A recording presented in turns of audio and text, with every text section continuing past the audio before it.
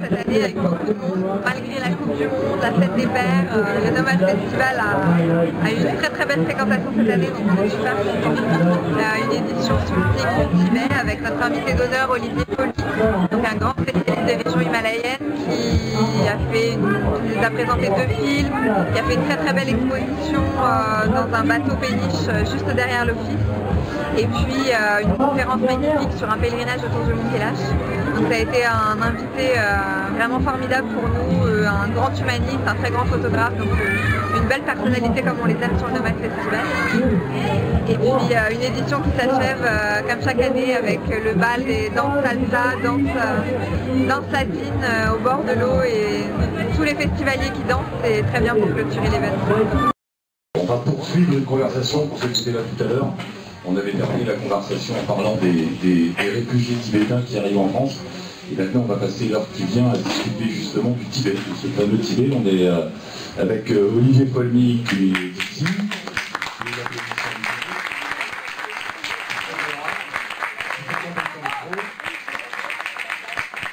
Quand on tape son nom sur Internet, il apparaît, je ne sais même pas si vous êtes au courant, vous êtes considéré comme l'un des photographes majeurs du XXe siècle. C'est la vérité. Wow. C'est pas rien.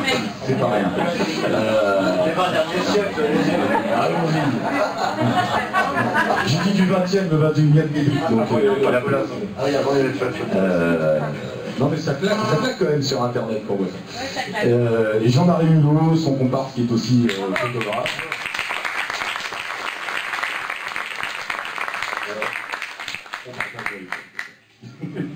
Et qui a une grande carrière d'informaticien avant sa carrière de voyageur et de photographe. Ils sont tous les deux avec nous parce qu'ils rentrent d'un grand voyage au Tibet, un voyage physique, un voyage personnel, un voyage spirituel aussi j'imagine, qui avait pour objectif d'aller sur, alors je vais essayer de ne pas me tromper dans le nom, d'aller autour du mont Kailash. Moi je ne connaissais pas, mais il semble que ce soit un haut lieu spirituel du monde. Est-ce que l'un d'entre vous peut nous expliquer d'abord où est ce mont Kailash, Olivier, peut-être? Ah non, c'est Jean-Marie. Je me permets juste une petite remarque. Est-ce que tu peux te présenter parce que tout le monde n'a pas la chance de te connaître et ça serait bien que tu te présentes aussi parce que tu es quelqu'un d'exceptionnel. Voilà, donc je suis quelqu'un d'exceptionnel, c'est gentil. Je m'appelle Éric Lange et j'anime depuis une dizaine d'années l'émission Allô la planète qui se promène sur les ondes françaises, de radio en radio. Et je donne la parole à tous ceux qui voyagent. On revient au mont Kailash, c'est ça. Olivier, où est ce mont? Que représente-t-il? Jean-Marie, vas-y, c'est toi. C'est toi l'aîné. On va essayer les micros d'abord, parce que leur micro fonctionne bien. Je pense que je me suis entendu tout à l'heure. Mais c'est bon, ça marche bien. C'est bon. Bon, très bien. Lequel veut démarrer? Je vais y aller, je vais lancer. Donc le mont Kailash, c'est à l'extrême ouest du Tibet, c'est à l'extrême, c'est très loin. Donc c'est une des raisons pour laquelle nous, indépendamment tous les deux, on voulait y aller depuis 40 ans ou quelque chose comme ça. Et en fait, ça s'avérait toujours très compliqué pour diverses raisons, qu'elles soient politiques, qu'elles soient ceci, qu'elles soient cela. Et cet endroit, depuis des temps immémoriaux, en fait, est considéré comme un lieu sacré. Je peux confirmer que c'est un lieu assez exceptionnel, justement, qui est chargé, comme on dit.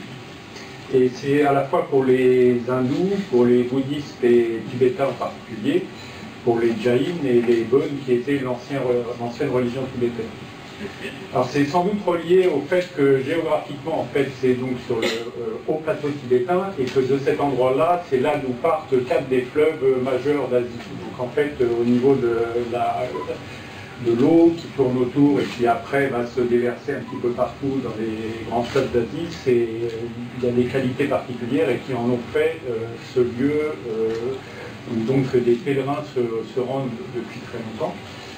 Et où nous, tous les deux, on y a été attirés par un livre fabuleux, qui était le livre du Lama Nagarika Govinda, qu'on avait lu quand on était jeune, quand on avait 20 ans, c'était un livre à succès. Plus jeune. Et depuis, c'est toujours resté un grand rêve jusqu'à ce qu'on y aille. Et d'ailleurs, il a un joli nom, ce mont, c'est l'axe du monde.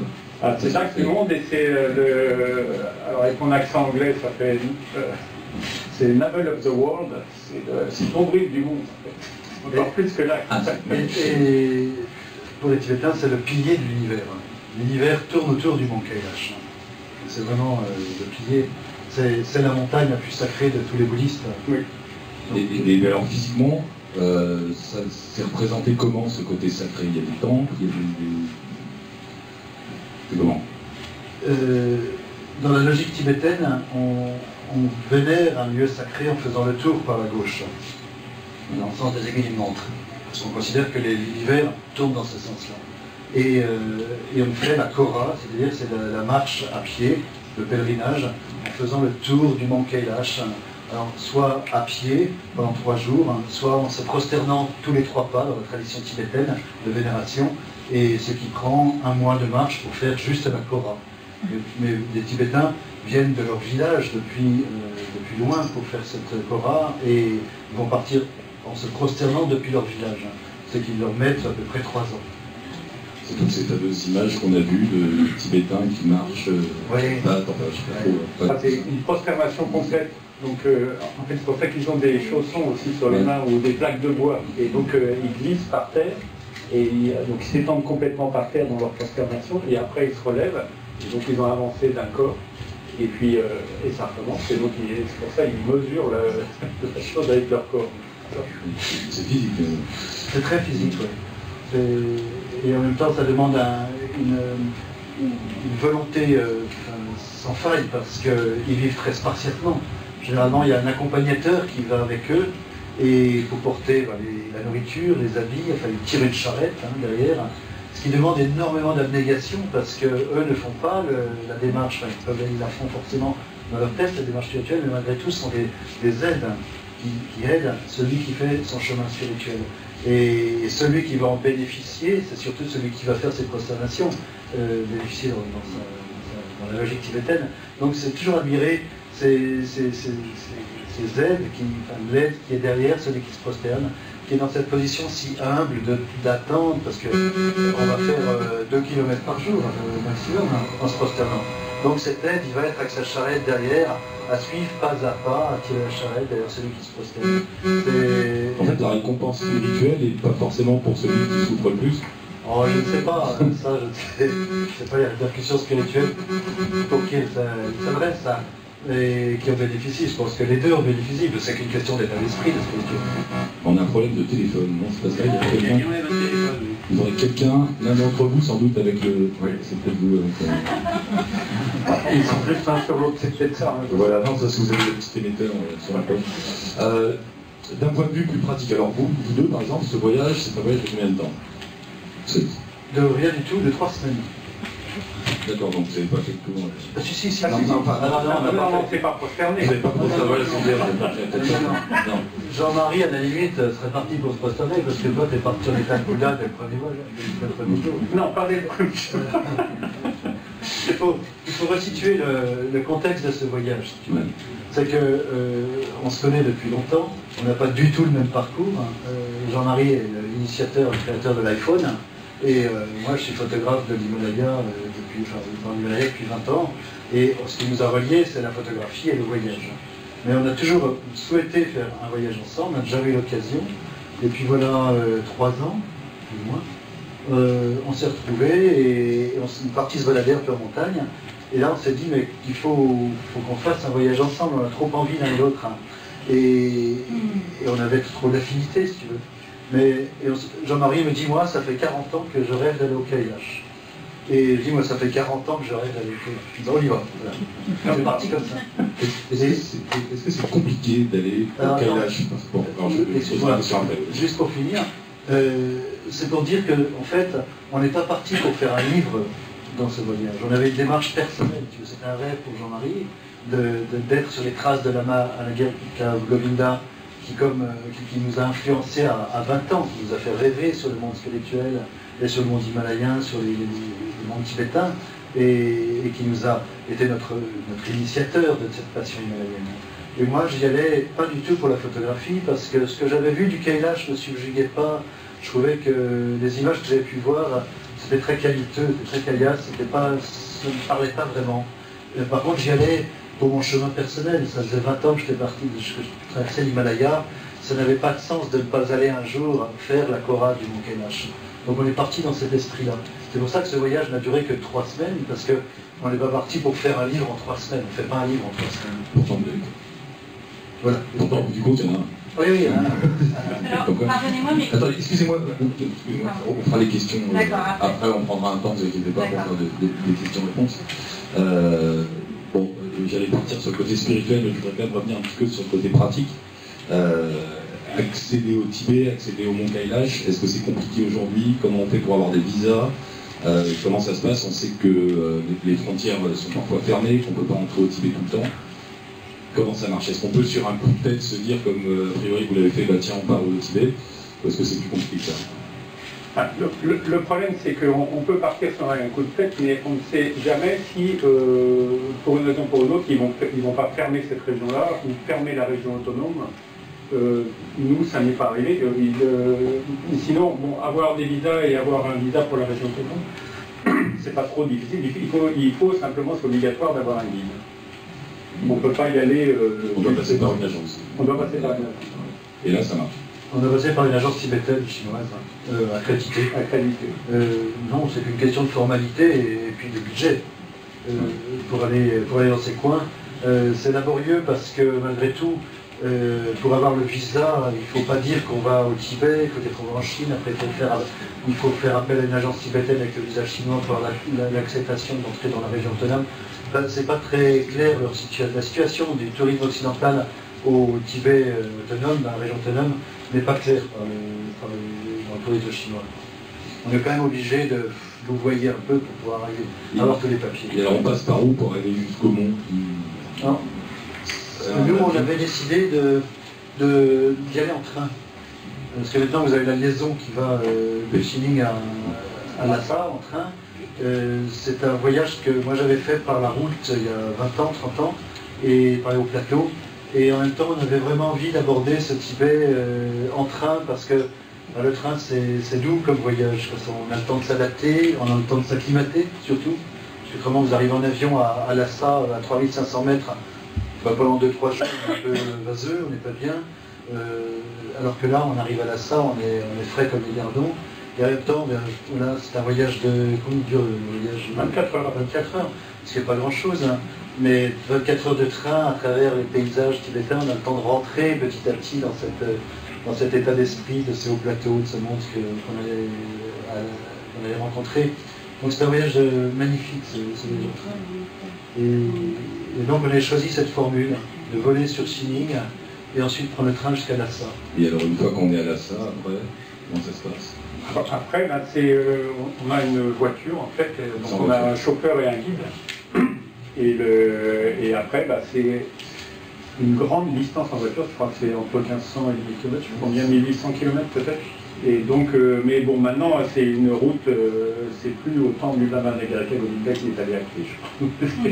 Là, c'est une route à la chinoise, donc, et avec la fibre optique à côté et des antennes relais partout. Donc, il n'y a pas d'électricité, mais il y a du téléphone partout. C'est pas un grand voyage, c'est pas une grande aventure au sens qu'on pourrait l'imaginer d'aller faire une île avec des grands risques. C'est un voyage facile, le Mont Kailash. Par contre, c'est un voyage intérieur. Le côté physique n'est pas très difficile. La Kora, c'est 3 jours autour du Kailash. Bon, il y a quand même un col à 5600 mètres, mais en même temps, on arrive adapté. Et nous, on était très bien adaptés avec Jean-Marie, parce qu'on est arrivé en train à Lhasa, après on est monté doucement, on avait pris un programme lent, parce qu'on a pris notre temps. On a pris notre temps, bien sûr. Et donc on est arrivé au pied du Mont Kailash, on était en pleine forme. Donc on démarre à quoi, 4000 mètres, je sais plus. 4500. 4500. En fait, quand tu arrives sur le plateau, tu es à 4500 et Manazarovar, le lac, qui est si fabuleux, est à 4500. Et là, on se retrouve au niveau du pied du Mont Kailash et c'est là qu'on monte à 5680. Donc, tu as souffert, toi? Ah non, de ça, pas du tout. Non, je dois dire quand même, par rapport à toi, peut-être, j'étais pas prêt comme un gardon tout de suite. J'ai eu mal à la tête matin et soir pendant quelques jours, si tu veux, avant d'être complètement acclimaté. Mais c'était bien avant d'arriver. Ça, tu ne l'as pas dit. Et si j'ai même fini par prendre une petite médecine tibétaine que je dis, Qui a fonctionné. non, parce que ça a tout de suite fonctionné. Dès qu'on me donne un médicament, ça fonctionne parce que j'aime pas les médicaments. Donc c'est à moi arrêter. Voyager, j'insiste, il est vrai qu'il faut, on ne va pas se vanter d'être allé au Kailash, d'avoir fait un exploit extraordinaire. Non, c'est pas vrai. Une agence nous a permis d'aller là-bas avec une voiture. C'est pas un exploit. Par contre, c'est un très grand voyage intérieur. Et là, moi, j'avais le compagnon idéal avec Jean-Marie, parce que j'ai jamais voyagé avec quelqu'un, à part des assistants, mais jamais avec un ami, parce que c'est l'enfer pour l'ami, d'être avec un photographe, parce que moi, je prends du temps. Si tout d'un coup, il y a une lumière qui me plaît, je vais attendre le temps que le nuage arrive. Et donc, au bout d'un moment, j'ai jamais pris le risque de partir avec un ami en voyage, pour pas me friter avec mon ami. Mais Jean-Marie avait le sentiment que ça allait bien se passer, et ça ne pouvait pas mieux se passer, parce que Jean-Marie, c'est un moine, c'était en méditation au début, puis après il était en lévitation tout le temps. Donc j'ai jamais eu besoin d'exagérer. J'avais des fois, j'avais des scrupules. Je partais pour 2 heures, 3 heures, je partais pour 5 minutes pour faire une photo, et je revenais 3 heures plus tard, parce que j'avais attendu le nuage pour qu'il arrive, et puis finalement il a fallu 3 heures. Et je me dis quand même, j'exagère un peu, et finalement j'arrive à la voiture et je me rendais compte que j'embêtais Jean-Marie d'arriver si tôt. Il était en pleine extase, donc c'était vraiment un voyage à deux, on avait une symbiose extraordinaire, on avait une très belle amitié, on était vraiment dans le même voyage intérieur. Je pense que toi, Jean-Marie, tu étais plus encore que tu étais parti sur la Lune. Enfin, à un moment donné, je me souviens, je t'ai rejoint, tu étais assis sur un caillou, et je te dis, j'avais la voix étranglée, parce que c'était très émouvant pour nous d'être autour du Kailash. Et puis il y a des vibrations, il y a une intensité autour de cette montagne on était très sensibles aussi, donc on avait la gorge nouée tout le long du voyage. On était très très émus. Mais quand tu parles de vibration, d'intensité, de voyage spirituel, comment dirais-je, est-ce que tout cela est physique, réel, ou c'est quelque chose que l'on crée soi-même en arrivant dans un endroit qui est fort? Ça, c'est difficile à dire. Je pense que c'est pour chacun une expérience personnelle, et que Olivier n'a pas forcément la même expérience que moi. Mais personnellement, il y a d'abord eu toute la première partie du voyage où finalement on était en voiture, on avançait, et on a commencé par les trucs habituels touristiques, parce que sur le chemin il y a Sakya, différents monastères. Bon, et puis tout ça, ça se passe. Et puis il y a le moment où tu arrives dans la province en fait du Kailash, dans le Ngarit. C'est même bien avant Manasarvar, bien avant le Kailash. Et à partir de ce moment-là, tu verses dans un autre truc. T'es vraiment dans le monde est tellement large, tellement, tu vois tellement loin, les couleurs sont tellement fortes, les nuages sont si près de toi, mais c'est extraordinaire, tu les vois en relief, les nuages. Et moi personnellement, à un moment, et après je suis resté tout le temps comme ça, c'est pas... Si tu veux, à un moment ça a basculé, c'est-à-dire qu'en règle générale, tu vois, aujourd'hui, où chacun d'entre vous, vous avez l'impression, c'est mon impression, que je suis au centre du monde, que le monde est autour de moi. Toi, tu es Dieu, ça c'est le truc normal. Et bien c'était plus comme ça. Ça s'était complètement inversé. C'est-à-dire que j'avais l'impression en fait d'être à la périphérie du monde et que le monde était à l'intérieur. Et donc à partir de ce moment-là, tu vis quelque chose de complètement différent. Tu vois, tu es complètement unifié avec le monde extérieur. Tu es plus central. Et ça c'est fort. Et à partir de ce moment-là, c'est sûr que pour un voyage spirituel, tu es bien parti parce que tu es en harmonie complète avec tout ce qu'il y a autour. Alors parfois, tu n'entends plus ton voisin, mais c'est pas ton problème. Je t'avais dit que Jean-Marie était parti très haut, très loin. Voilà, la preuve.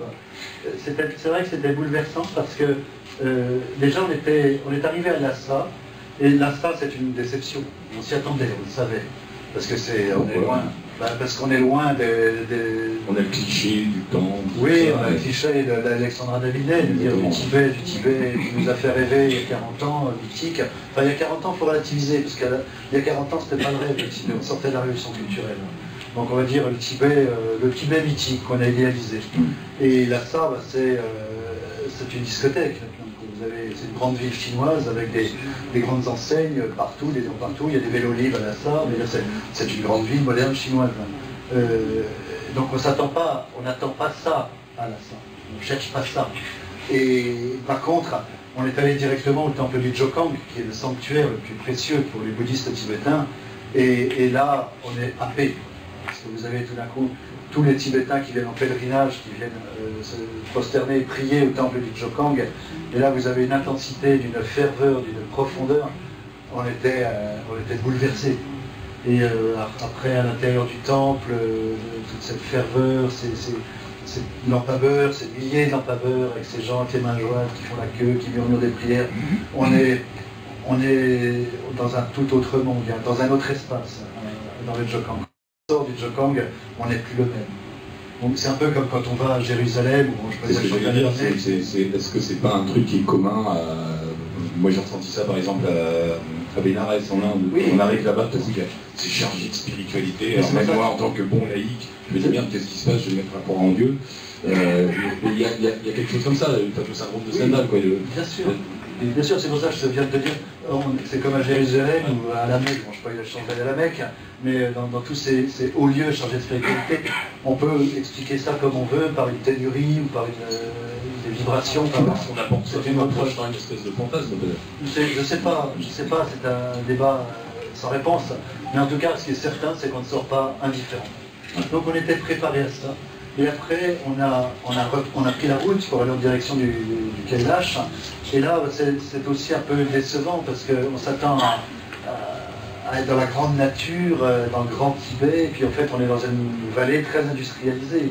Donc, le Tibet a été très, très développé par les Chinois depuis les années de guerre sanglante.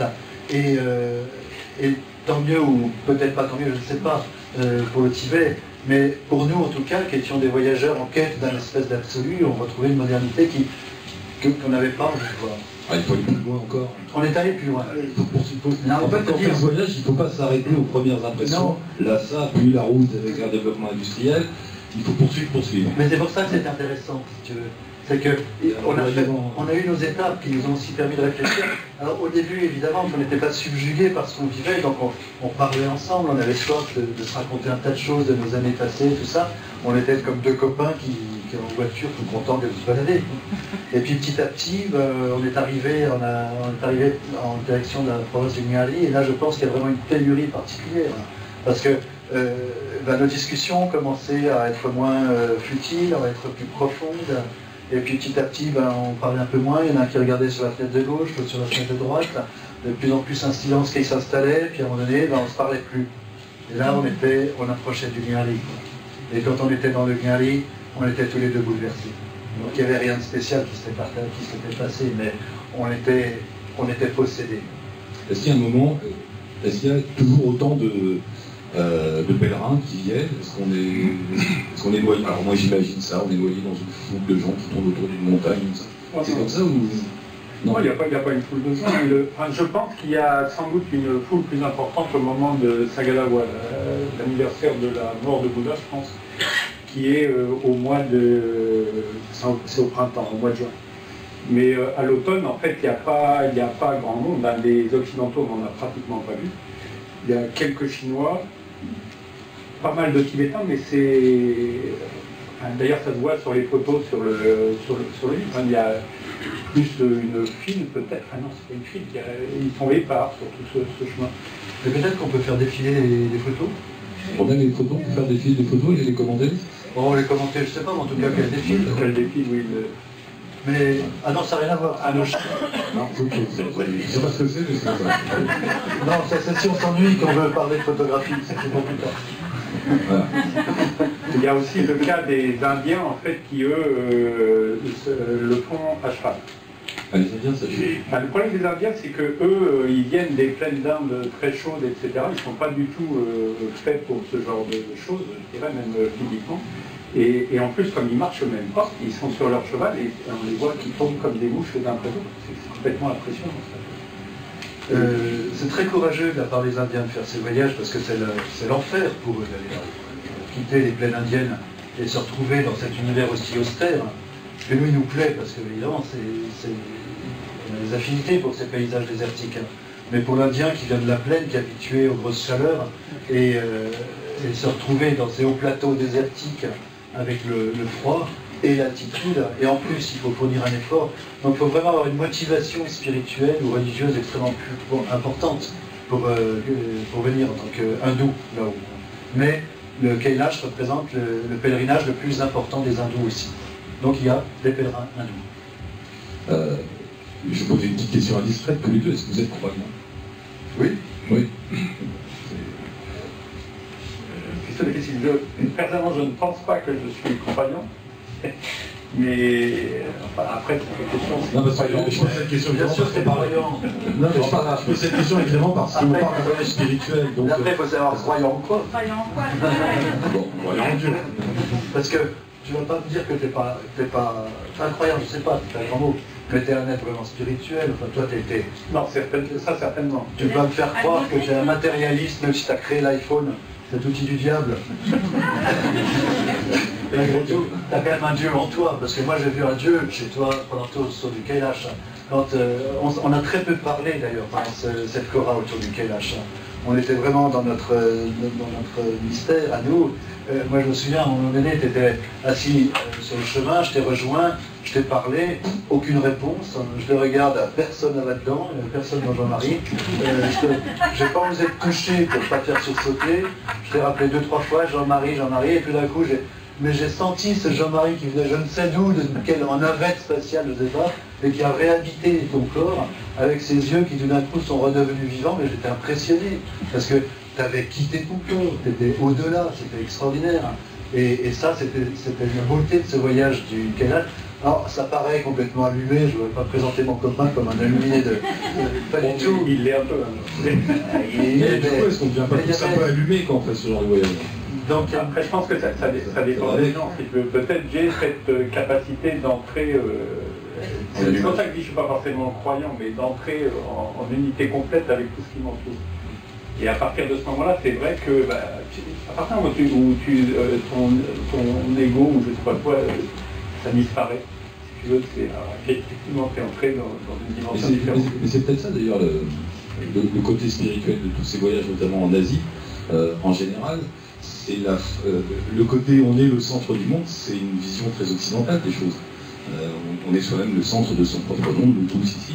Et puis quand on va dans ces univers-là, ça bascule. On est moins le centre du monde. C'est peut-être ça aussi la grande différence et qui nous bouleverse. Je pense que ces lieux sont propices.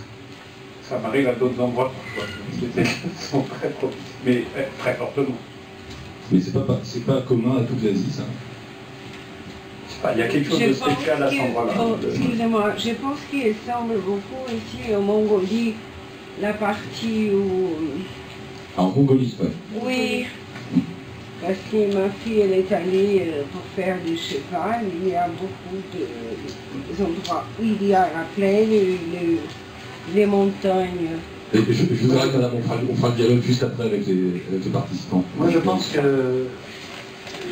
il y a des paysages évocateurs, mais si on a la bonne disposition d'esprit, parce que je pense que pour les hindous qui viennent au Mont Kailash, les hauts plateaux qui sont balayés par les vents, ça ne les transcende pas, c'est l'enfer. Enfin, pour certains, pas tous, je ne peux pas parler au nom des hindous, mais tout dépend, parmi nous, il y en a qui préfèrent la plage plutôt que la haute montagne, enfin moi je préfère la haute montagne à la plage. Tout ça, alors après on va transcender dans l'univers dans lequel on se sent bien. Et nous, on est réceptifs à ces paysages, à cet environnement, c'est notre univers. Moi, personnellement, j'ai passé 20 ans, entre 20 ans et 40 ans dans le monde himalayen. J'ai toujours estimé que si j'aimais un peuple, je devais adopter sa culture et donc sa religion. Donc, évidemment, j'y allais aussi au autour du Mont Kailash en tant que bouddhiste. Donc, tout ça avait du sens.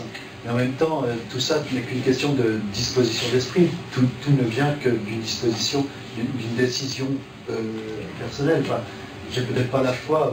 Les gens qui sont habités par une vraie foi, peut-être vont me dire je n'ai pas la foi pour dire ça. Mais malgré tout, pour moi, la religion, c'est un chemin qui mène à la vérité. Ce n'est pas une religion qui a la vérité. Je redescends sur Terre. Je redescends sur Terre pour avoir des renseignements. Alors là, pour le coup, sur le côté très pratique du voyage. Comment ça se passe? Il y a des hôtels, il y a des auberges, on dort dehors, comment? On les a évités. Non mais il y en a. Je pense qu'il y a des guest house à différents endroits. Enfin, autour du Kailash, il y a possibilité de dormir dans les monastères, je crois. Et au bord du Manasarovar, il y avait un truc, mais nous, on voulait camper, on voulait être dehors, c'est tellement fabuleux tout. Ce matin, tu vois une petite lumière, tu ouvres ta tente, tu es au bord du Manazarova, et oh, il y a le soleil qui se lève devant toi, comme sur la mer, mais avec la petite façon même d'altitude, c'est extraordinaire. Le long de la route, il y a des relais routiers dans lesquels on peut dormir, mais qui n'ont aucun intérêt. C'est des relais routiers. Et puis bon, ces villes nouvelles chinoises n'ont pas d'âme. Et autour du Kailash, oui, il y a 2-3 guest house, enfin des espèces de tentes guest house improvisées, qui sont pas très agréables parce que c'est pas l'hygiène. Enfin bon, j'en ai pas un cheval sur l'hygiène, du toi du moi, hein, mais bon. Enfin ça, c'est pas inspirateur. Hein. Et de toute façon, la condition de ce voyage, c'est de camper tout le temps. Donc on est parti avec la voiture, on se mettait là où ça nous inspirait. Si on peut s'arrêter où on veut. C'est la base de la photographie, c'est la liberté. Il pourrait y avoir des contrôles. Non, on les affiche la peine. Un mot, il faut qu'on reparle du Tibet quand même. Donc s'il y a un d'entre vous qui vient résumer un peu l'histoire de ce fameux Tibet, qui aujourd'hui ils en sont où? C'est quoi? C'est une province autonome, tu disais? Ah, la connaissance, c'est Jean-Marie. Ah voilà, Jean-Marie. On va pas faire parce que c'est un monde que tu as beaucoup plus parcouru que moi, mais le Tibet est beaucoup plus grand, était beaucoup plus grand que ce qui est aujourd'hui la région autonome. Donc aujourd'hui, ce qui reste, c'est la région autonome qui a un statut particulier et je dirais qui est particulièrement gardé par les Chinois en essayant de la mettre à l'abri de, je sais pas quoi dire, des Occidentaux, et où c'est sans doute un peu plus tendu. Mais de ce que moi j'ai pu voir, mais toi tu connais mieux, les régions en fait tibétaines qui sont autour du Tibet, honnêtement je trouve qu'il y a une espèce d'intégration qui finalement se passe pas mal et où tu sens, j'étais au Kawakarpo plus récemment, où tu as l'impression là que il y a vraiment un respect mutuel entre les deux populations et ça fonctionne plutôt bien. Donc les années ont fait que ça... Et de toute façon, ils vivaient ensemble depuis très longtemps. Là, il y a eu moins d'invasion. La région autonome, mais la zone d'influence tibétaine est énorme. Et franchement, moi, j'ai l'impression que ça fonctionne plutôt bien. Parce que pendant des années, il y a quand même une mainmise une main de fer de la Chine sur le Tibet. Attention, c'est un autre niveau. La révolution culturelle, c'était le ravage. Il y a eu 2 millions de morts rien qu'au Tibet, je ne parle pas du reste de la Chine. C'était dramatique pour tous les peuples de la Chine, enfin, la plus grande Chine, de Mao. Et il y a eu sur 6400 monastères, il y en a eu 6 qui sont restés debout. Donc c'était un massacre culturel énorme. C'était il y a 50 ans. Donc voilà, heureusement les choses ont évolué. Il y a eu des années difficiles de mainmise politique sur la Chine, sur le Tibet. Maintenant, il me semble, comme le dit Jean-Marie, que déjà le Tibet était désolidarisé, le Tibet dégrade. Donc les régions qui n'appartiennent pas à la région autonome du Tibet sont beaucoup plus libres, parce qu'elles sont rattachées aux lois des provinces chinoises elles-mêmes. Donc pour aller dans ces régions tibétaines, on a besoin juste d'un visa chinois classique. Ça n'a rien à voir avec la région autonome. Et la région autonome est beaucoup plus difficile déjà d'accès, on ne peut pas y aller simplement sac au dos comme ça, mais elle est beaucoup plus contrôlée. Et on sent bien que là, les Tibétains souffrent, parce qu'ils n'ont pas leur mot à dire. Mais je pense surtout, je pense que le régime de Pékin a évolué. On ne va pas juger la Chine d'il y a 50 ans, on ne va pas juger l'Allemagne sur le monde nazi. Il faut quand même évoluer dans notre conception des choses. Je pense que quand même la Chine, le gouvernement actuel, n'est plus le même évidemment, mais surtout ils ont envie de se débarrasser de cette ancienne garde communiste et évidemment ils les envoient dans les endroits les plus loin, dont le Tibet autonome ou le Xinjiang dans la région musulmane de la Chine, où là on sent encore cette politique extrêmement dure où les Tibétains ne peuvent pas lever le petit doigt. On l'a bien senti dans la réserve de nos guides qui étaient des Tibétains. on est piégé quand même. On avait une caméra dans la voiture hein, qui nous filmait en permanence, hein, transmis par satellite en direct, hein, tout ça jusqu'au Kailash. Alors tout ça c'est sous prétexte de contrôle en cas d'accident pour dire qui est en tort, parce que la caméra qui est devant est dedans.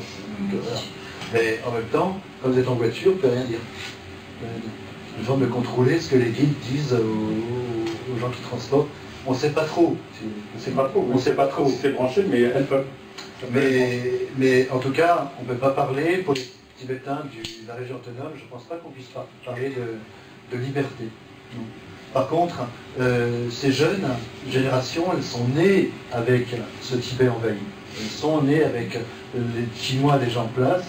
Elles ont entendu parler des souffrances de leurs grands-parents ou de leurs parents, mais en même temps, elles ont envie d'aller de l'avant. C'est l'avenir qui les intéresse. Parce que l'avenir, la Chine n'apporte pas que du négatif. Je disais, la Chine a beaucoup industrialisé le Tibet, que ça nous plaise ou pas. Mais en tout cas, il y a quand même une meilleure, peut-être, qualité de vie, enfin non, pas qualité de vie, un niveau de vie qu'auparavant. Vous avez plus d'écoles, même si on apprend forcément le chinois aussi. Vous avez des dispensaires et des soins. On sent que les Tibétains, je crois qu'ils ne sont pas laissés pour compte quand même. Il ne faut pas être aussi intransigeant et aussi catégorique que ça. Donc je trouve que le Tibet est développé à ce niveau-là, mais actuellement la région autonome du Tibet n'est pas libre, ça je suis sûr. On parlait à un moment d'une forme de génocide culturel en parlant du Tibet. Est-ce qu'aujourd'hui la culture tibétaine nous semble toujours vivante, toujours présente, ou est-ce que petit à petit elle s'efface? Elle est présente comme on l'a vu au Jokang, mais d'un autre côté il y a un rouleau compresseur qui n'est pas forcément voulu, moi j'en sais rien, mais c'est un petit peu ce qui s'est passé avec les Indiens d'Amérique. Et tu vois bien que ce qui est en train de se passer aujourd'hui, c'est pour les Indiens d'Amérique, ce qui est arrivé, il y a le train qui arrivait, et avec ça c'est toute la culture des autres qui se déversait. Et puis là, c'est la route, le train et le téléphone. Ah bah oui, et surtout les iPhones, parce qu'en plus les iPhones, ça supporte le tibétain de plus Mais oui, mais ça, on ne peut pas accuser la Chine. On peut accuser l'évolution. On parlait d'une politique volontariste de la Chine pour tuer dans l'œuf la culture tibétaine. Oui, ça a été le cas. Ça a été le cas. Il y a eu toutes les statues fondues, tout ce qui est, les archives, toute la base de la culture tibétaine a été laminée. Mais toute la révolution culturelle, c'était pas que pour les Tibétains. Non, c'était toute la Chine. La Chine, c'était de tout le savoir des anciens, etc. Révolution culturelle, c'est table rase. Table rase. Donc, on n'en est plus là. Et en même temps, il y a une autre compréhension, en tout cas du gouvernement apparemment chinois, envers pas que les Tibétains, mais toutes les minorités. Les minorités de Chine sont encouragées à redévelopper leur culture. Par contre, elles sont encouragées dans l'esprit chinois, c'est-à-dire que ça se fait un peu tout de façon un peu Disneyland. Quand vous avez un festival d'une minorité, c'est Disneyland. Mais bon, c'est l'évolution du monde aussi.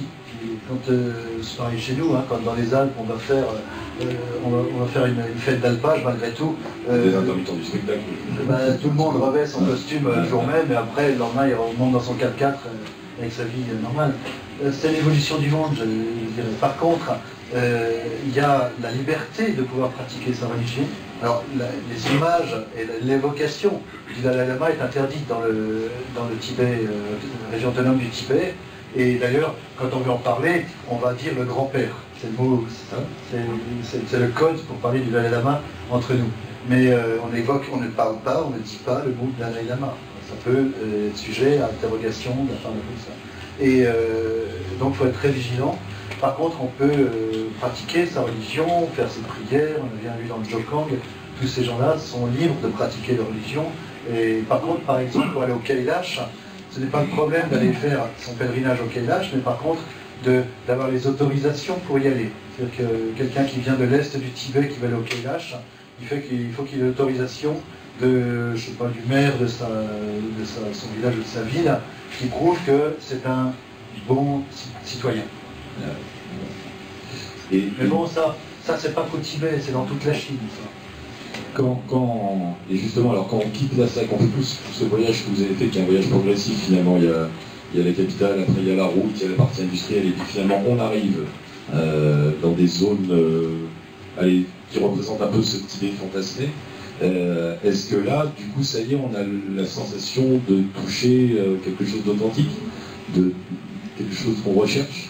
De toute façon, à partir du moment où nous on vient de zones industrialisées aussi et tout, donc à partir du moment où tu te retrouves en pleine nature et dans un truc, dans un paysage féerique, tu retrouves, si tu veux quelque chose qui est authentique, il n'y a même pas de question. Même pas de question de spiritualité ou tout, c'est... Mais est-ce que là-bas, oui. Non, mais moi je pense que c'est comme propre à tout voyage. On part d'ici, on part avec notre stress, on part avec nos canevas à l'intérieur, et puis plus ça va, et plus on quitte le monde, notre monde ici, notre quotidien, et plus on lâche prise. Donc quand tu arrives petit à petit sur un voyage qui dure 3 semaines, avec 2000 km de route, dans des grands paysages de plus en plus éthérés, plus ça va, et plus tu lâches prise, si tu veux. Et ce qui était très beau pour nous, c'est qu'on n'y allait pas, on y allait sans but, si tu veux. Donc on était facilement prêt, apte à lâcher prise. On n'allait pas en quête de quelque chose. Moi, j'allais pas là-bas pour faire un livre, j'allais pas dans un but professionnel. Et Jean-Marie allait aussi pour un voyage, un rêve, aboutir à un rêve, enfin, entre les deux. Et en fait, c'est ce qui a fait que on est sorti ce livre, c'est que c'était notre fascination de ce voyage. On était tellement émerveillés par la beauté de ce voyage et l'intensité de ce voyage, parce qu'on a eu de la chance ici. En tout cas, moi, Jean-Marie aussi, puisque les photographes, et on a autant de photographie l'un que l'autre dans ce livre, la photographie dépend de la chance aussi. Et on a eu vraiment de la chance. On a eu la neige, on a eu le beau temps, on a eu des nuages dans le ciel, on a eu un grand ciel bleu, on a eu tout. Donc, après, à la fin de ce voyage, on s'est regardé, on s'est dit, c'était trop beau, il faut garder la mémoire. Et c'est là où on a décidé de faire ce livre. Alors, on n'allait pas faire un livre en 3 semaines de voyage. Enfin, moi, personnellement, il me manquait des rencontres, parce qu'on rencontre en dehors des pèlerins, autour du mont Kailash, on rencontre personne. C'est ce que j'avais demandé, parce que là c'est bien, on parle des paysages et tout ça, mais est-ce que l'on rencontre des Tibétains? Non. Est-ce qu'il y a un dialogue possible, ou du fait... Oui, dialogue possible, oui, bien sûr, on en rencontre quelques-uns. Dialogue, c'est relatif, parce que...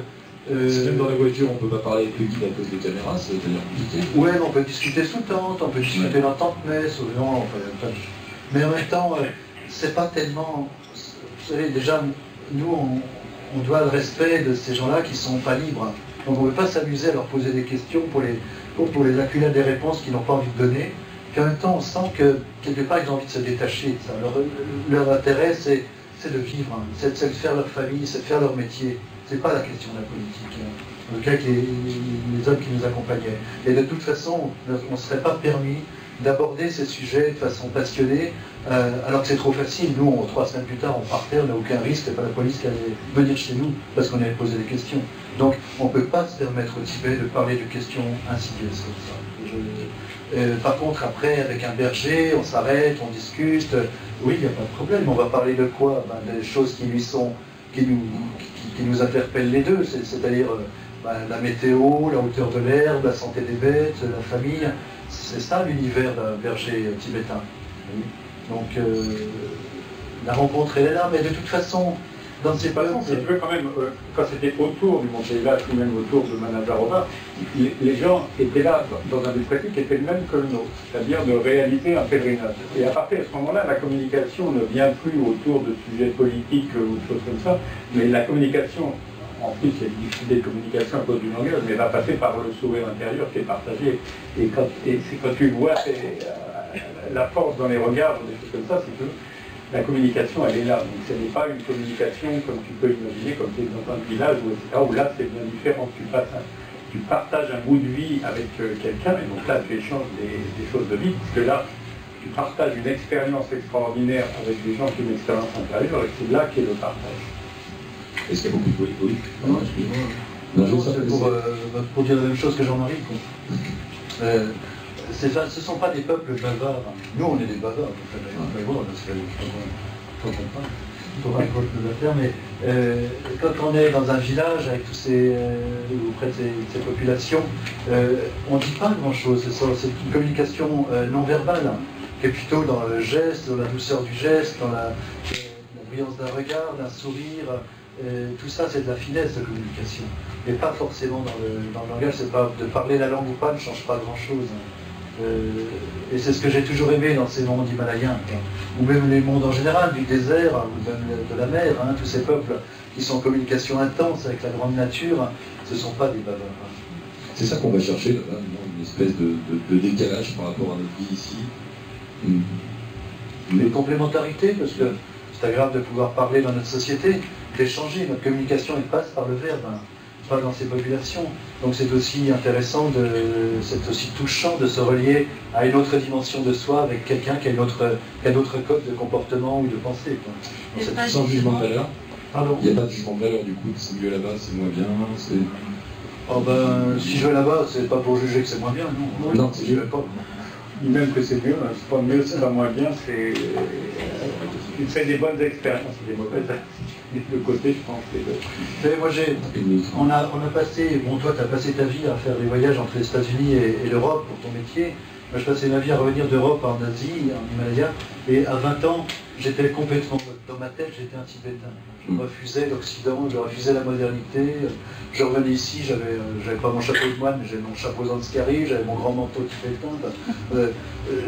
J'arrivais pas à revenir, si tu veux. Mais j'avais 20 ans, c'est normal, j'étais intègre, j'étais entier.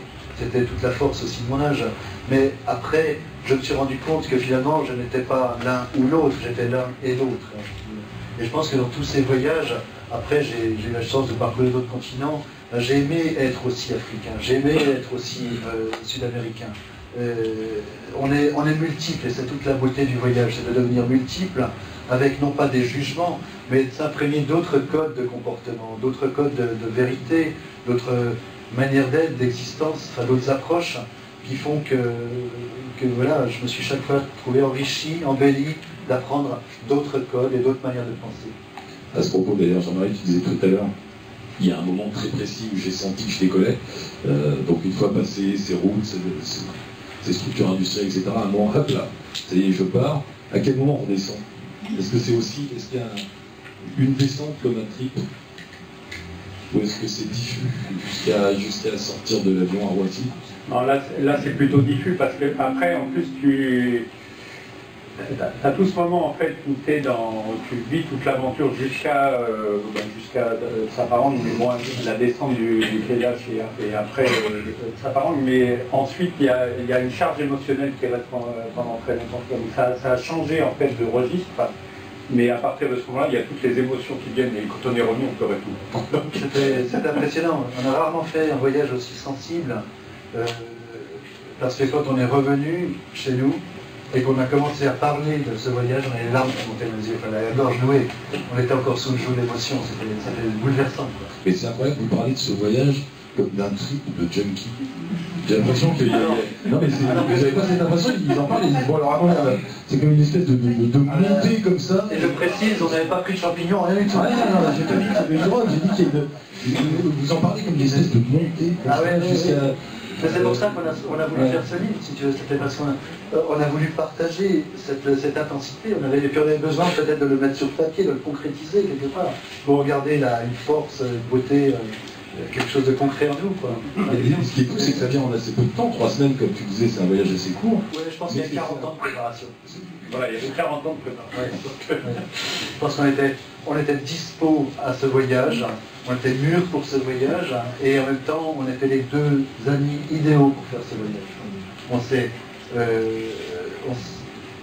On était en symbiose, dans le même voyage, dans la même communion, dans la même sensibilité, alors qu'on n'a pas vraiment parlé sur le moment même. On était chacun dans notre monde intérieur, quelque part. Mais on était vraiment faits pour faire ce voyage. Non, je pense que le mot important que tu disais tout à l'heure, c'est le lâcher prise. On n'attendait rien de particulier. Peut-être quand même, mais on n'avait pas de but ou quoi que ce soit, mais progressivement, on lâchait tout, et puis, à partir de ce moment-là, il y a une ouverture extraordinaire. Est-ce qu'il y a d'autres endroits dans le monde comme ça qui vous ont fait cet effet-là?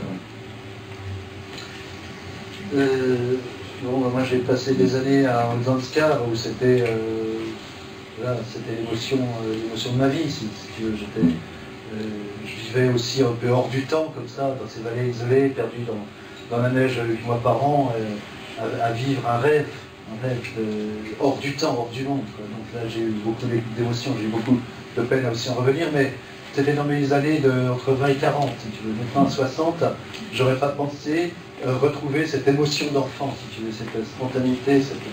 Et j'étais fou de joie de pouvoir vivre ça. Quel âge. Parce qu'en fait, c'était un de vos rêves d'enfant de réaliser ou c'était un rêve d'enfant, non, parce que mes rêves d'enfant, c'était l'Himalaya, c'était vivre ce que j'ai vécu dans mes voyages himalayens.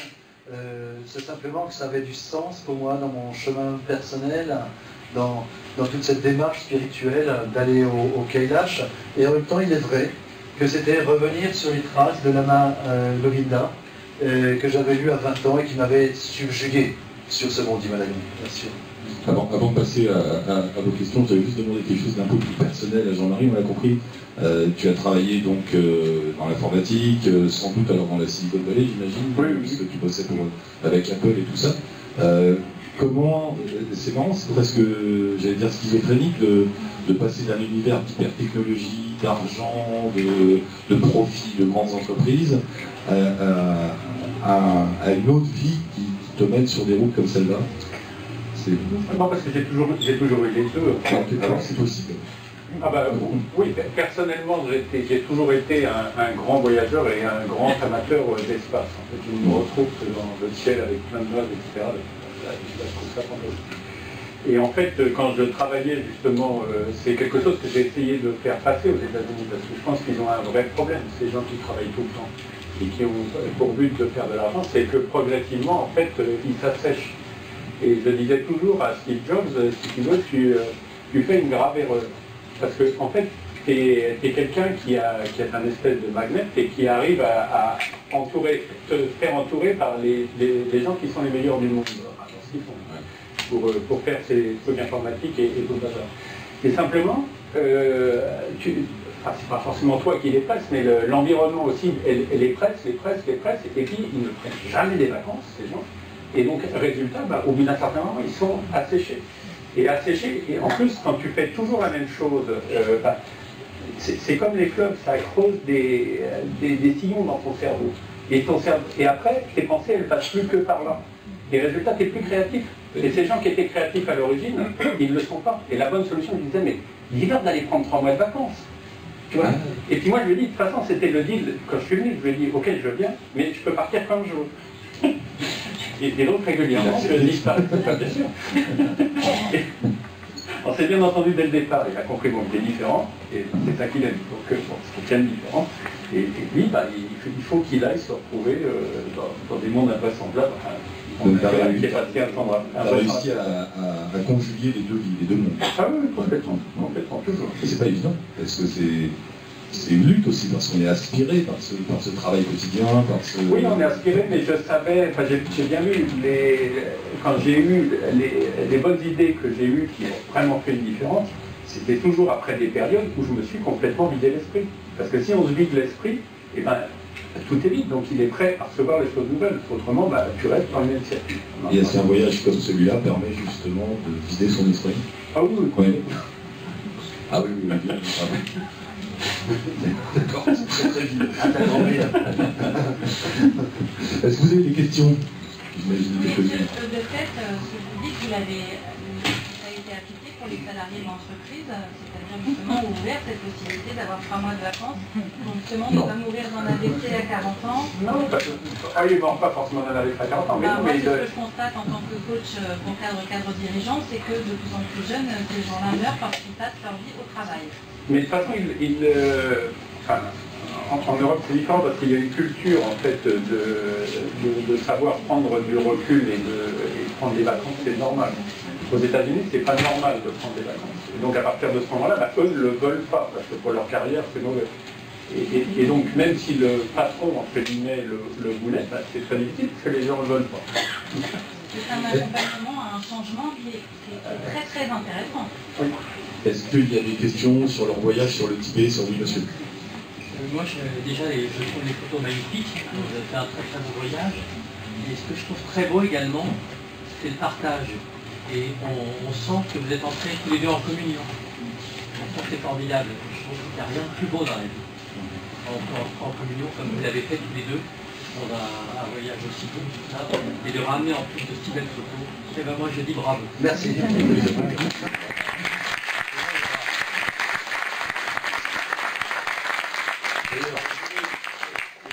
Je précise à propos de photos, elles sont en exposition donc, dans la péniche qui est juste derrière, si je ne dis pas de bêtises. Et juste après, là, dans 5 minutes, le livre est disponible là juste dehors et vous allez faire une signature. Hein, bien sûr. Alors par rapport à ce livre, c'est pour ça qu'on aime bien ce livre, Jean-Marie, parce que c'était pas du tout de l'opportunisme. C'est vraiment quelque chose qui est devenu un cadeau au-dessus à la suite de ce voyage. Alors, par contre, pour moi, faire un livre en 3 semaines, ça m'allait pas. Parce qu'il manquait une relation. On a rencontré bien sûr des pèlerins, mais les pèlerins autour du Kailash, ils sont là pour prier, ils ne sont pas là pour bavarder. Donc on ne va pas non plus discuter avec eux dans leur je les embêter en prière. Et donc pour finaliser le livre, moi je suis retourné 2 fois après, en hiver, au Tibet, dans les plateaux de l'Est, pour rencontrer des villageois, pour faire des portraits, pour compléter le livre. Pour que ce soit un livre qui soit plus harmonieux. Ce que j'ai beaucoup aimé dans ce que vous avez dit, parmi tout ce que vous avez dit, que j'ai beaucoup apprécié, c'est le fait que la communication ne se fait pas forcément à travers le verbe. Donc il y a tout l'infraverbal, qui est la gestuelle, qui est effectivement la communication, la communion, et qui finalement s'est passé de la même sorte avec finalement les peuples, les gens autour, et qu'entre vous deux, il s'est passé comme une une mise en abîme, je veux dire, de ce qui se passait finalement autour de vous, mais à l'intérieur de vous. C'était notre pèlerinage aussi, c'est qu'on l'a vécu de l'intérieur, ce voyage. Et c'est pour ça qu'on arrive à en parler avec autant de joie et d'enthousiasme 2 ans plus tard. C'est qu'il nous anime encore. On était possédés par ce voyage que l'on vivait de l'intérieur aussi. Il avait du sens pour nous. Ce n'était pas qu'un voyage, c'était un voyage intérieur. Oui, madame. Oui. Non, allez-y. Est-ce qu'il y a quelque chose qui distinguerait les photos de l'un de celles de l'autre? Ah oui, est-ce qu'on peut voir d'un coup d'œil, tiens, celle-là c'est Jean-Marie, celle-là c'est Olivier? J'espère bien que non. Non, ce serait malheureux. Et on vous dira jamais qui a fait quoi. Ah, vous n'avez pas signé les photos Je crois pas. On n'a pas mis en dessous. Marqué à la fin du livre. Mais c'est une erreur. Attendez, il y avait une autre question, madame. Oui, je veux revenir à quelque chose de plus terre à terre. Oui. Vous avez évoqué ce fabuleux voyage intérieur. Est-ce que c'est pas compliqué pour une femme, voire deux femmes, de faire ce type de voyage cultivé autrement? Alors je pose la question au micro pour que tout le monde entende, effectivement. Est-ce que des femmes pourraient faire le voyage que vous avez fait? C'est ça un peu la question. Oui, sans aucun problème. Ah bah, bon, je ne suis pas une femme, enfin j'aurais tendance à dire aucun problème. Mais dans toute l'Asie, il n'y a aucun problème pour voyager pour une femme. En règle générale. Non, il n'y a pas du tout, en tout cas dans le monde, dans le milieu himalayen ou dans le milieu tibétain, il n'y a aucun problème pour une femme, il n'y a pas de harcèlement, il n'y a pas de... Parce que la relation est très équilibrée dans ces milieux, dans ces cultures-là. Non, mais je ne pensais pas spécialement au niveau harcèlement, mais c'est vrai que si il y a eu un moment donné quand même, ce n'était pas évident du tout pour une femme de rentrer dans le Tibet. Ah oui, mais ça n'avait rien à voir avec le fait qu'elle soit une femme ou un homme, c'est que c'était interdit. C'était interdit, et vous avez eu des aventurières comme Alexandra Davinel et la Maillard, c'était des femmes de caractère, des aventurières qui ont essayé d'aller au Tibet alors qu'il était interdit. Ce n'était pas une question d'interdit aux femmes. Non, rien à voir. Vous pouvez y aller. J'aimerais bien savoir ce qui a conditionné la durée des 3 semaines qui peuvent paraître effectivement courtes par rapport à ce pèlerinage. Est-ce qu'il y avait un contexte particulier qui a fait que vous n'avez pu partir que 3 semaines? Qu'est-ce qui a conditionné ce délai? Qu'est-ce qui a conditionné le délai qu'on parte 3 semaines? C'est un peu des deux. On avait aussi d'autres contraintes, mais c'était le bon... non, c'est qu'il fallait 3 jours pour faire ce Kailash, il fallait 3 semaines pour faire l'aller-retour. Il n'y avait pas de raison de... soit on y reste 3 ans, soit on fait le tour une fois, on n'allait pas le faire 2 fois de suite. Enfin, le but c'était de faire le pèlerinage, on l'a fait une fois, alors après on reste dans une autre logique, on aurait pu faire un Cora intérieur, bien sûr, enfin c'est sans fin, ce pèlerinage. Tout simplement, c'est que... On aurait pu, si j'y retournais, je crois que je resterais volontiers une semaine au bord du lac Nazarova. Soit dans la tente, soit dans le petit monastère qui est au-dessus. Oui, ah bah c'est sûr. Mais là, c'est même plus du voyage. C'est la contemplation. Voilà. Oui. Là, on y allait. C'est propice à la contemplation, enfin le Manazarova. Il faut savoir qu'on allait faire ce pèlerinage sans autre but que ce pèlerinage. Et ce pèlerinage demande 3 jours. Donc on prenait le temps pour y aller, le temps pour revenir, tout ça, c'est 3 semaines. Voilà. S'il y a une question, je crois qu'on va s'arrêter là. Oui, madame. Excusez-moi, vous êtes allé plusieurs fois là-bas au Tibet. Est-ce que vous avez constaté plus de pollution aujourd'hui qu'il y a 20 ans, tout simplement? Est-ce qu'il y a des zones polluées? Est-ce qu'il est question de zones nucléaires, enfin d'endroits où on rejette les produits nucléaires? C'est vieux ça, oui. Au lac Okonor. Voilà. Oui, mais ça c'était à l'époque d'après la post-révolution culturelle. Oui. Je ne sais pas. Je ne sais pas où ça en est. Je pense personnellement que la Chine est un pays qui est extrêmement développé, plus que nous, et qui sont très vigilants sur ces questions-là maintenant. Ça n'a plus rien à voir avec il y a 30 ans. Par contre, il y a une consommation invraisemblable, évidemment, qui génère forcément une pollution. Par contre, il y a quand même des démarches intéressantes, et d'ailleurs, quand je suis retourné en hiver dans l'est du Tibet, c'était pour aller rencontrer des villages qui s'engageaient dans des démarches de déchets zéro. Donc des villages qui n'avaient pas encore accès à la grande consommation de la ville, qui avaient quand même accès à la consommation, parce que tous les Tibétains villageois avaient leur iPhone, parce que tous les Tibétains sont noyés d'iPhone, sans accuser personne. Mais, et leur voiture, voilà, le Tibet, voilà, c'est enrichi. Et malgré tout, c'est pas la grande consommation des grandes villes, on peut aussi. Et j'ai trouvé extrêmement intéressant, c'est pour ça que je suis dans ces villages, que des villageois, les associations tibétaines se mobilisent pour créer des notions de déchets zéro. Donc oui, c'est étonnant, des pays qui ont du retard, qui ont donné nous dépassent. On sauter une étape. Si tu regardes, à la fin, les motos sont, tous les 2 roues sont interdits, sauf s'ils sont électriques. Sauf si c'est électrique, oui, bien sûr. Donc c'est pour ça que j'ai de la peine à vous répondre, parce qu'il y a forcément une consommation, mais en même temps, il y a une étape déjà qui est plus loin que la nôtre. Nous, on a déjà des tri sélectifs. Enfin, quand vous allez en Suisse, ça vous fait rigoler, là, notre notion de tri sélectif, parce qu'en Suisse, vous avez 15 poubelles en fonction de vos... Au Tibet, il n'y a pas de centrale nucléaire, c'est la différence avec nos pays. Il y a énormément d'énergie solaire, en fait. Tout est solaire. Mais cependant, il faut faire attention à un truc, hein, parce que par rapport à ce que vous disiez des déversements de trucs nucléaires, un des problèmes aujourd'hui, et qui est au Tibet, mais qui est aussi dans toutes les régions adjacentes, c'est lié à l'énergie électrique, hein, parce que c'est des batteries.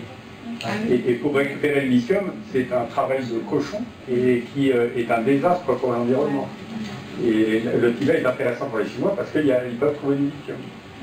Et donc là, mais bon, ça c'est un autre débat. Le débat environnemental, il résolve une partie et puis ça se déplace vers ailleurs, mais ça fait partie de tous les problèmes écologiques. Il va falloir qu'on conclue. C'est juste pour rappeler, parce que Jean-Marie parle de l'environnement, il est très bien placé pour en parler, parce que tu as ta fondation. Tu peux nous en dire un mot peut-être? C'est-à-dire que, donc moi, après etc., on a créé avec ma femme une fondation Iris, en fait, qui s'occupe justement de problèmes environnementaux. Et donc on a diverses actions dans tous les sens, et justement on a commencé avec Marion, que tu m'avais présenté à l'ASSA, et avec ces villages qui sont des villages à déchets zéro, mais ça va encore plus loin parce que le problème qu'ils ont, et c'est vachement intéressant comme histoire parce que c'est la culture nomade tibétaine en fait, est en voie de disparition et le but là c'est d'essayer de redonner aux gens de leur redonner conscience de la valeur de ce qu'ils avaient apporté parce que les Chinois eux-mêmes s'aperçoivent d'un gros problème dans la région qui est que les nomades en fait c'est eux qui géraient le paysage. C'est eux qui géraient le paysage et il y avait des yaks qui permettaient en fait que tous ces endroits restent comme chez nous, des endroits cultivés, etc. Mais ça permettait aussi que dans cet endroit qui est le château d'eau de l'Asie, l'eau soit propre et que tous les cours d'eau fonctionnent correctement parce qu'il y avait un écosystème qui fonctionnait. Donc aujourd'hui, ils ont beaucoup d'importance et les Chinois commencent à s'en apercevoir. Et donc là, on est sur un projet pour essayer de que justement eux-mêmes ne considèrent pas mais attends, nos enfants, il vaudrait mieux qu'ils aillent faire je ne sais pas quoi dans les villes, etc. Mais non, mais qu'ils puissent rester là et leur valeur soit reconnue, enfin, qu'ils soient reconnus à leur juste valeur et que l'ancienne culture ne disparaisse pas. Et on a beaucoup d'autres actions, mais ça c'était celle qui était reliée un peu avec l'aspect tibétain. Et à la suite de ce voyage, en fait, puisque c'est là que tu m'avais présenté la personne qui était responsable de ça. On va vous remercier. Je rappelle que les photos sont dans la péniche derrière. Là, vous pouvez la retrouver dans 30 secondes ou 1 minute dans l'entrée pour le livre et pour la dédicace. Et moi, je vous donne rendez-vous dans une demi-heure ici avec encore un personnage exceptionnel qui s'appelle Capucine Tronchet, le bateau Taratari, un tout petit bateau avec lequel elle a traversé l'Atlantique et qui a entraîné chez elle aussi toute une approche différente de la vie, du monde, avec un film qu'elle a réalisé, qui a été réalisé sur elle. Donc je donne rendez-vous à 17h avec Capucine et Taratari et dans une minute dans l'entrée avec nos amis du Tibet. Merci beaucoup.